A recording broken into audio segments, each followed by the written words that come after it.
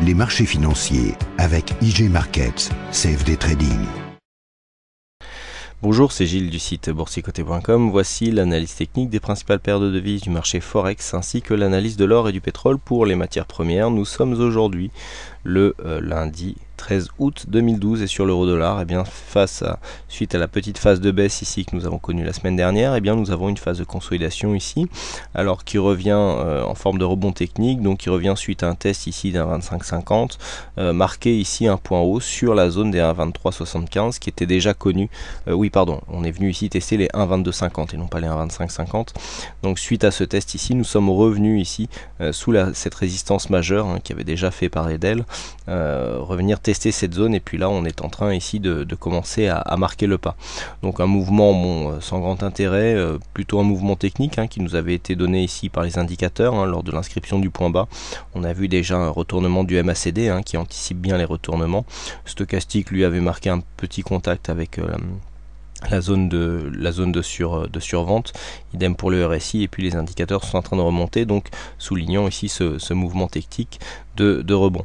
Donc pour l'instant le test ici d'un 23,75 sera intéressant à observer pour voir si un débordement était possible, auquel cas on aurait un second test ici de la zone des 1,2440 suite à ce double test ici. On a eu quasiment un double top qui était un peu biscornu.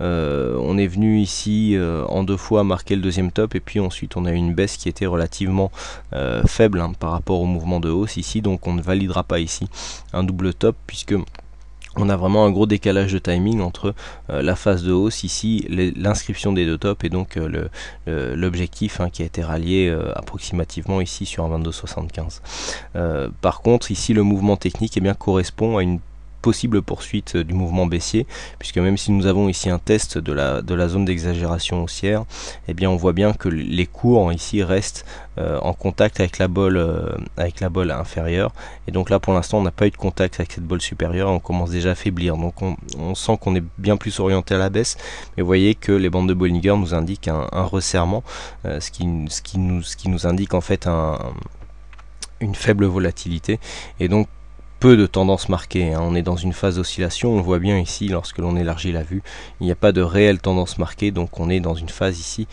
d'hésitation. Donc possible débordement ici d'un 23,75 qui pourrait nous donner un contact avec un test avec les 1,2440, mais il est plus probable que nous revenions ici dans la continuité de ce petit mouvement, marquer un test ici des 1,2220.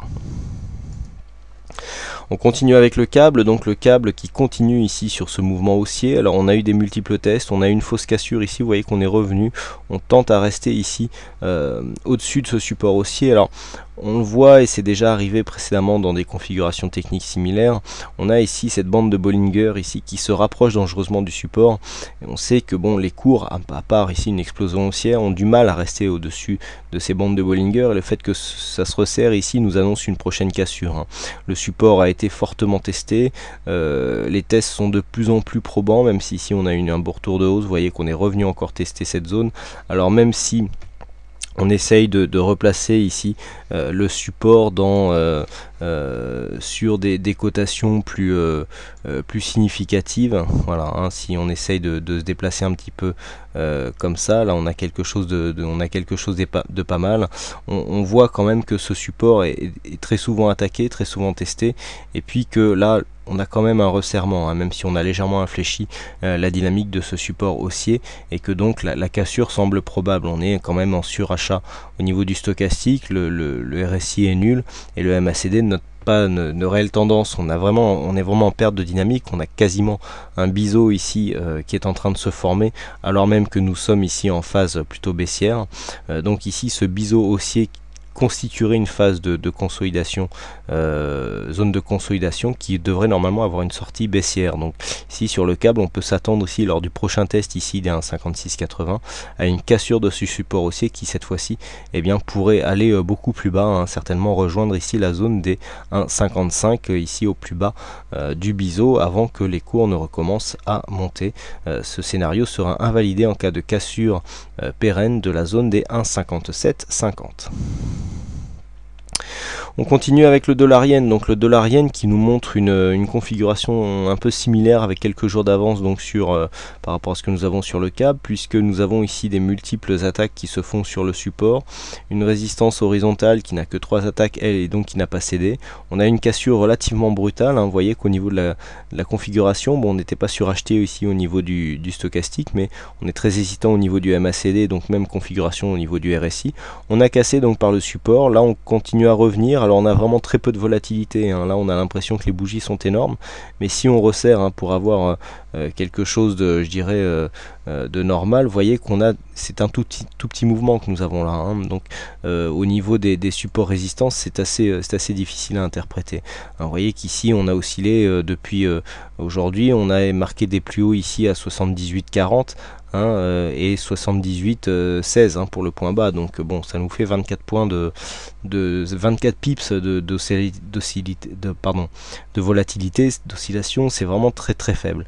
Donc on voit par contre qu'on est en train bien de s'intégrer entre la bande de Bollinger inférieure qui a été testée suite à la cassure du support. On est revenu ici consolidé avec un rebond technique donc sur la moyenne mobile 20 exponentielle, et donc maintenant dans le cadre d'une continuité baissière, on devrait avoir, si ce mouvement est confirmé, et bien une confirmation avec donc l'inscription d'un prochain point de test ici sur la zone des 78,18. Donc là ici les cours qui seraient en train de s'orienter plutôt à la baisse, mais au vu de la volatilité, attention, c'est quand même des positions qui sont relativement risquées, puisque si on se trompe et que la volatilité augmente d'un seul coup, eh bien on aura un gros risque par rapport au gain potentiel sur ce genre de mouvement.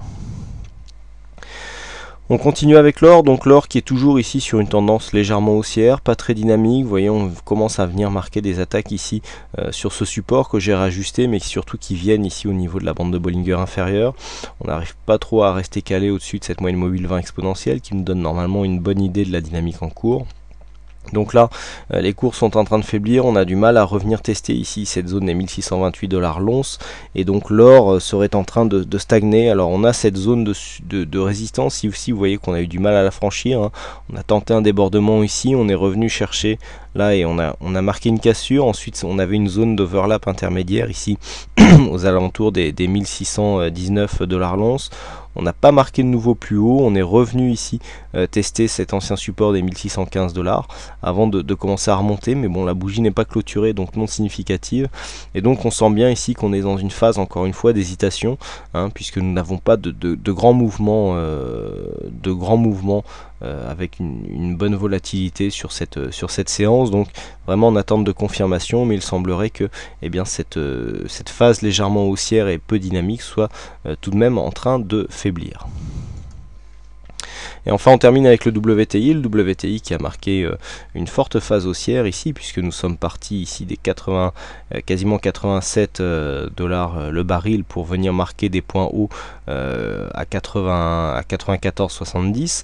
Donc là on est dans une phase ici de consolidation, la dynamique est terminée, en témoigne ici le resserrement des bandes de Bollinger, on est quasiment en squeeze, hein, sur cette phase, hein, zone d'hésitation suite à une forte dynamique.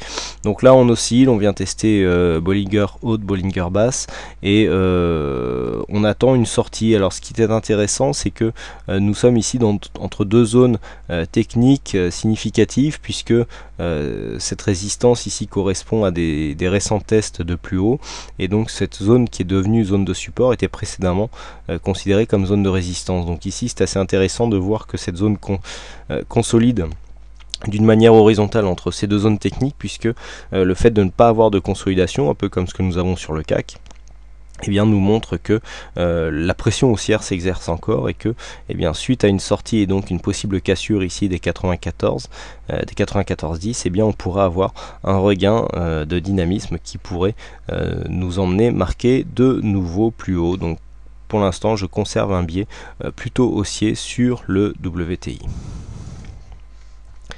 Voilà ce qu'on peut dire sur les analyses techniques Forex et matières premières du jour. Écoutez, je vous remercie encore une fois pour vos nombreuses visites et pour votre participation sur le site boursicoté.com, et puis je vous donne rendez-vous dès demain pour de prochaines analyses en vidéo. Voilà, merci, bonne soirée et à bientôt, et bonne chance dans vos trades. Les marchés financiers avec IG Markets, CFD Trading.